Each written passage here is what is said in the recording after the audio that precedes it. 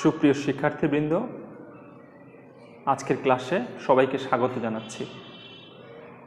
আজকে নবম দশম শ্রেণীর উচ্চতর গণিত বিষয়ের স্থানাঙ্ক জ্যামিতি নিয়ে আমরা আলোচনা করব। লক্ষ্য করো, কোনো সমতলে পরস্পরছেদী দুটি সরলরেখা আঁকলে, এখানে পরস্পরছেদী বলেছি, খেয়াল করো এই যে পরস্পরছেদী, পরস্পরকে এখানে লম্বভাবে ছেদ করবে। এক্স ও এক্স প্রাইম এবং ওয়াই ও ওয়াই প্রাইম, এই দুটি পরস্পরছেদী সরলরেখা যদি আমরা আঁকি, তাহলে এক্স ও এক্স প্রাইম এই রেখাটি হচ্ছে এক্স অক্ষ এবং ওয়াই ও ওয়াই প্রাইম এটিকে বলা হবে ওয়াই অক্ষ, আর ও বিন্দুটি হচ্ছে এখানে মূল বিন্দু বা অরিজিন। কেমন? খেয়াল করো, এখানে আমরা যদি এই সমতলে যে কোনো একটা বিন্দু ধরে নেই, আমরা এই সমতলে যে কোনো একটা বিন্দু যদি ধরে নিই, এই বিন্দুটাকে আমি বললাম পি, তাহলে পি বিন্দুর, তোমরা জানো বিন্দুর স্থানাঙ্ক থাকে এক্স ওয়াই। তাহলে এই যে ওয়াই অক্ষ থেকে পি বিন্দুর লম্ব দূরত্ব, ওয়াই অক্ষ থেকে পি বিন্দুর লম্ব দূরত্ব, এটাকে আমরা দিলাম, মনে করো পি এন। এখান থেকেও একটা লম্ব আঁকলাম পি এম। তাহলে ওয়াই অক্ষ থেকে পি বিন্দুর লম্ব দূরত্ব, এইটিকে বলা হয় এই পি বিন্দুর ভুজ। এটি হচ্ছে কত? এক্স। এটি হলো এক্স। এবং এক্স অক্ষ থেকে পি বিন্দুর লম্ব দূরত্বকে বলা হয় কোটি। তাহলে এখানে কোটি কত? এই যে দূরত্বটা পি বিন্দু থেকে এক্স অক্ষের দূরত্ব বা এক্স অক্ষ থেকে পি বিন্দুর দূরত্ব, যেটাকে আমরা বলতে পারি পি এম, এটা হচ্ছে ওয়াই। এবং এই যে বিন্দুটি পি এক্স ওয়াই, এই এক্স ওয়াই এর অর্থ হচ্ছে এক্স হচ্ছে ভুজ, ওয়াই হচ্ছে কোটি। এখানে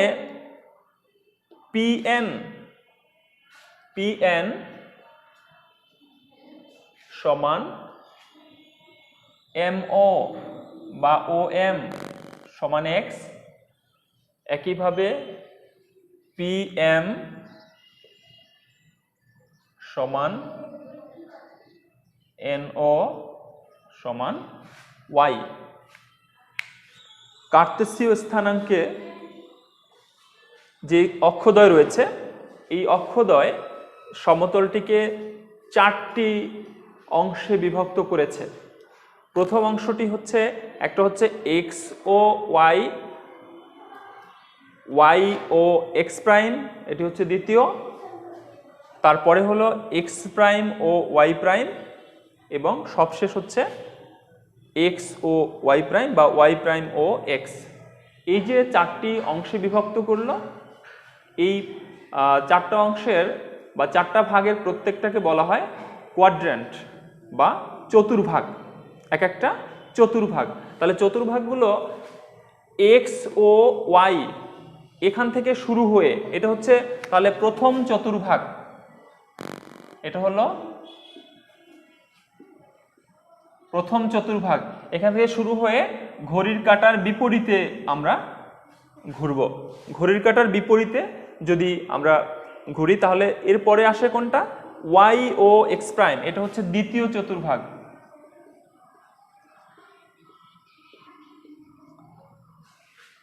এক্স প্রাইম ও ওয়াই প্রাইম, এটা হলো তৃতীয় চতুর্ভাগ। আর এক্স ও ওয়াই প্রাইম, এটি হচ্ছে চতুর্থ চতুর্ভাগ। এই হলো 4টি চতুর্ভাগ। এখানে খেয়াল করো, এক্স অক্ষের এই যে মূল বিন্দু থেকে এক্স অক্ষের ডান দিকে হচ্ছে ধনাত্মক, বাম দিকে ঋণাত্মক। মূল বিন্দু থেকে ওয়াই অক্ষের যে উপরের দিক, অর্থাৎ ও ওয়াই এই দিকে, এটা হচ্ছে ধনাত্মক দিক ওয়াই অক্ষের, আর ও ওয়াই প্রাইম এটি হচ্ছে ওয়াই অক্ষের ঋণাত্মক দিক। প্রথম চতুর্ভাগে এক্স অক্ষ ধনাত্মক এবং ওয়াই অক্ষের ধনাত্মক দিকে আছে, তাহলে প্রথম চতুর্ভাগের চিহ্ন হচ্ছে কি প্লাস প্লাস, অর্থাৎ এক্স এবং ওয়াই দুটো স্থানাঙ্কই এখানে ধনাত্মক। দ্বিতীয় চতুর্ভাগে এক্স হচ্ছে এক্স এর কোন দিকে, ঋণাত্মক দিকে, মাইনাস, আর ওয়াই এর ধনাত্মক দিকে প্লাস। তৃতীয় চতুর্ভাগে এক্স অক্ষের ঋণাত্মক দিকে গেলাম, তাহলে মাইনাস, আর ওয়াই অক্ষেরও কোন দিকে আসছে আমরা, ঋণাত্মক দিকে, এটাও মাইনাস। চতুর্থ চতুর্ভাগ, এখানে চতুর্থ চতুর্ভাগের বেলায় দেখো এক্স অক্ষের ধনাত্মক দিকে গেলাম প্লাস, আর ওয়াই অক্ষের কোন দিকে এলাম, ঋণাত্মক দিকে মাইনাস। তাহলে এইভাবে চিহ্ন দেখে আমরা বলতে পারি একটা বিন্দু কোন চতুর্ভাগে অবস্থিত। আমরা একটা বিন্দু যদি নেই, যেমন মনে করো 3-5, এই বিন্দুটি কোন চতুর্ভাগে অবস্থিত যদি বলা হয়, তাহলে আমরা এখানে কি দেখতে পাচ্ছি, এক্স স্থানাঙ্ক ধনাত্মক, ওয়াই স্থানাঙ্ক ঋণাত্মক। এখন এখান থেকে দেখে আমরা নিশ্চয়ই বলতে পারবো বিন্দুটা কোন চতুর্ভাগে অবস্থিত, প্লাস মাইনাস, অর্থাৎ চতুর্থ চতুর্ভাগে এই বিন্দুটি অবস্থিত। আমরা এবারে দুটি বিন্দুর মধ্যবর্তী দূরত্ব নির্ণয়ের সূত্র নিয়ে আলোচনা করব এবং এর পরে দুটি বিন্দুর মধ্যবর্তী দূরত্ব নির্ণয় করব। আমরা মনে করি এই সমতলে অবস্থিত দুটি বিন্দু, একটা বিন্দু হচ্ছে পি যার স্থানাঙ্ক x1 y1 এবং অপর একটা বিন্দু কিউ,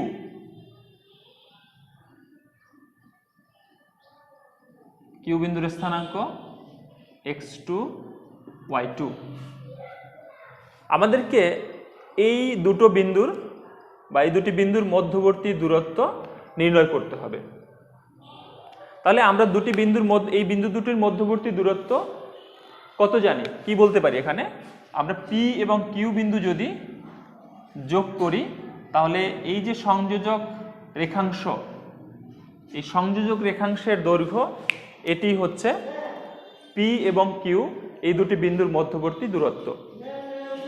আমরা তাহলে কিভাবে এই দুটি বিন্দুর মধ্যবর্তী দূরত্ব নির্ণয় করতে পারি সেই সূত্রটি আমরা প্রতিষ্ঠা করি। লক্ষ্য করো, আমরা পি বিন্দু থেকে এক্স অক্ষের উপরে পিএম লম্ব টানি, কিউ বিন্দু থেকেও আমরা এক্স অক্ষের উপরে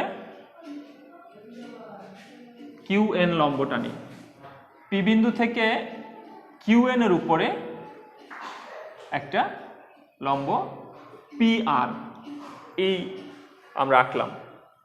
তাহলে খেয়াল করো, পি বিন্দুর স্থানাঙ্ক যেহেতু x1 y1, আমরা কি বলতে পারি, ওএম, এই ওএম মানে হচ্ছে x1, ওএম এর দৈর্ঘ্য হচ্ছে x1, এখানে আমি লিখে রাখছি ওএম মানে হচ্ছে x1, আর এই যে পিএম এটা হলো y1,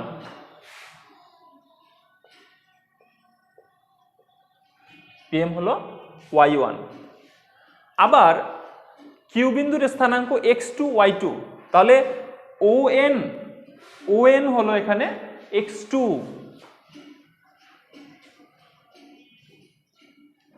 এবং কিউএন এটা হলো y2। লক্ষ্য করো, আমি যদি এখান থেকে x2 হলো এই পর্যন্ত এবং এটা হচ্ছে y2, অঙ্কন অনুসারে PRNM বা PMNR এটি একটি আয়তক্ষেত্র, এটি একটি আয়তক্ষেত্র। তাহলে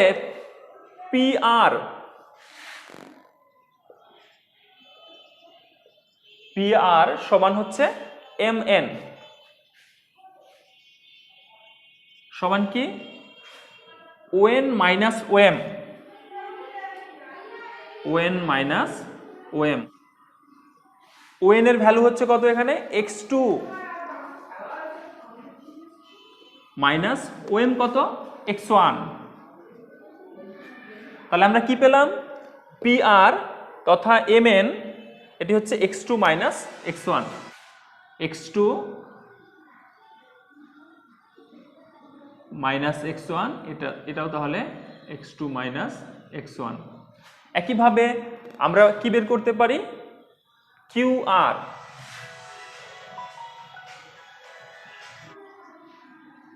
qn মাইনাস rn, qn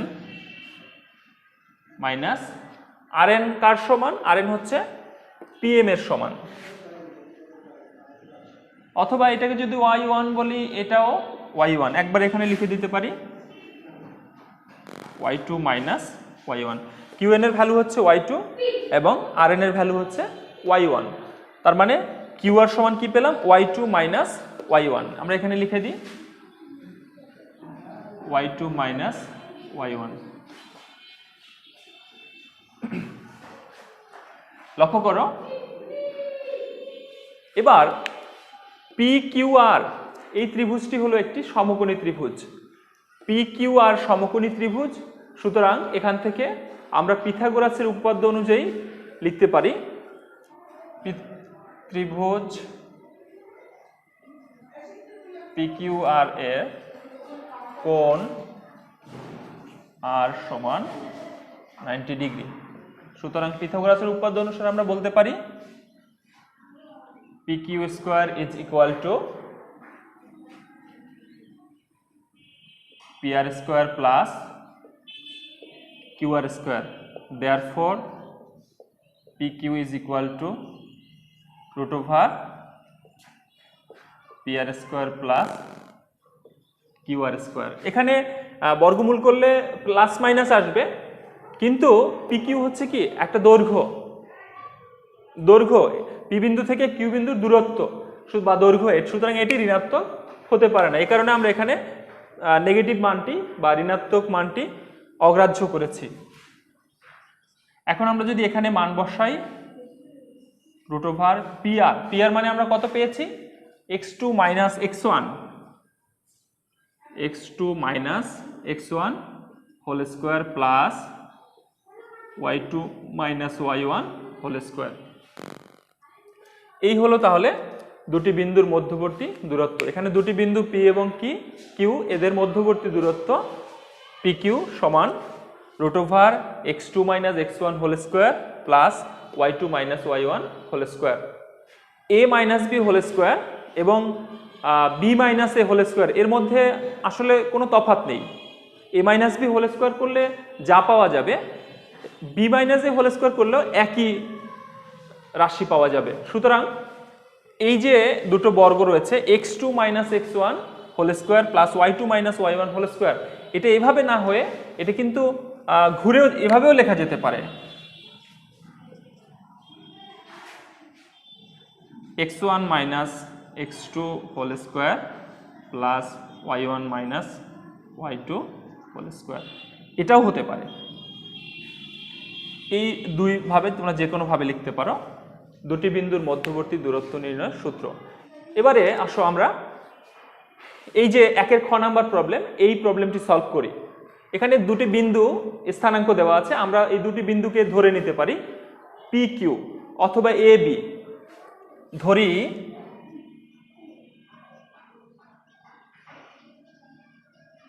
প্রদত্ত বিন্দুদ্বয়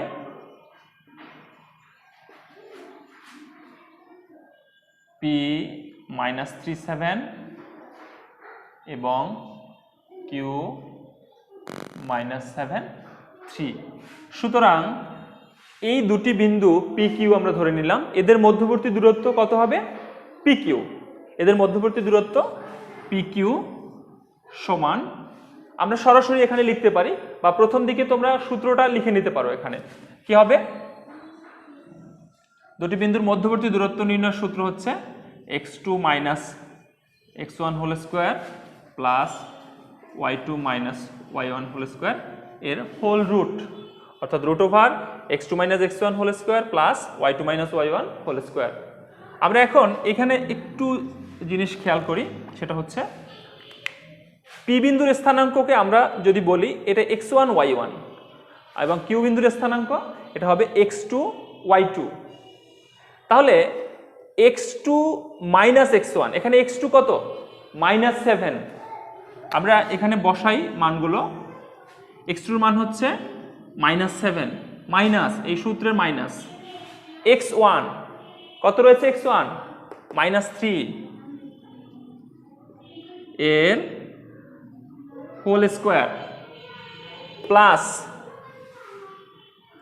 y2, দেখো y2 কত রয়েছে এখানে? 3 মাইনাস y1 কত? 7 হোল স্কোয়ার, এত একক। এবারে আমরা এটা ক্যালকুলেশন করি, কত আসবে দেখো। -7 মাইনাসে প্লাস 3 হোল স্কোয়ার প্লাস এটা হচ্ছে -4, এই দুটো যোগ করলে পাওয়া যায় -4 হোল স্কোয়ার, এত একক। -7 প্লাস 3 মানে কত? -4 হোল স্কোয়ার প্লাস -4, এটাও -4 হোল স্কোয়ার। আমরা পরের লাইনে এটা ক্যালকুলেশন করতে পারি। -4 square that is 16 plus -4 square 16 plus 16 কত হয়? 32। এবার দেখো 32 এর রুট যদি আমরা করি, 32 মানে কি? আমরা পূর্ণবর্গ সংখ্যা হিসেবে যদি দেখি 16 × 2, এবার এটা রুট করো, রুট করলে 16 এর রুট কত? 4, আর 2 এর রুট হচ্ছে √2। তার মানে আমরা এখান থেকে কি পেলাম? 4√2 একক। এই আমরা তাহলে এই দুটো বিন্দুর মধ্যবর্তী দূরত্ব কত পেলাম? 4√2 একক। এখানে বাকি যে 1 নম্বরের সমস্যাগুলো রয়েছে এগুলো তোমরা বাড়িতে অনুশীলন করবে।